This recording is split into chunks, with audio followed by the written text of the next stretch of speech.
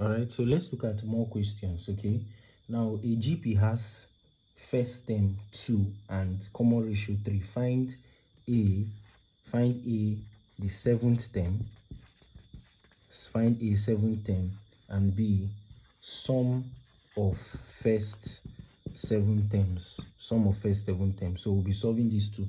So now let us look at the first question. So we are told to find the seventh term. Remember that t7 now in this case, or let me just take the formula. Tn I told you is a r raised to power n minus 1.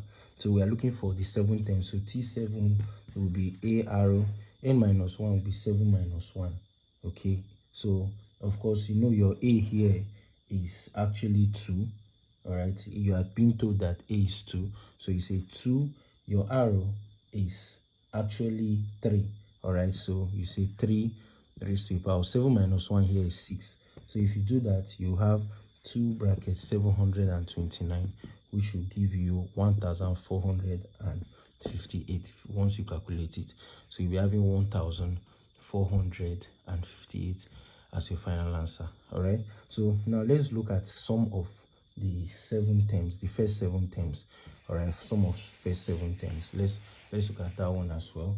All right, so of course we'll say S7. All right, I gave you a formula earlier, so applying that formula now, we have 2 bracket 3 raised to power 7 minus 1 divided by 3 minus 1. So this will be 3 raised to power 7, which is 3 raised to power n. I told you it is your a, the sum of the first n terms will now be Sn equal to, this is standing for a brackets r raised to power n minus 1. This your 3 is your r. All right, then divided by r minus 1. Don't forget, you can refer back to the formula I gave you.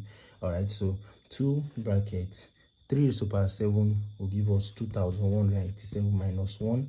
3 minus 1 will give us 2. So this will, if you solve this, to give you 2186. So it means that this is the sum of the first 7 terms, okay, of this GP. All right, so that's what it means. Okay, so now we'll be looking at another question.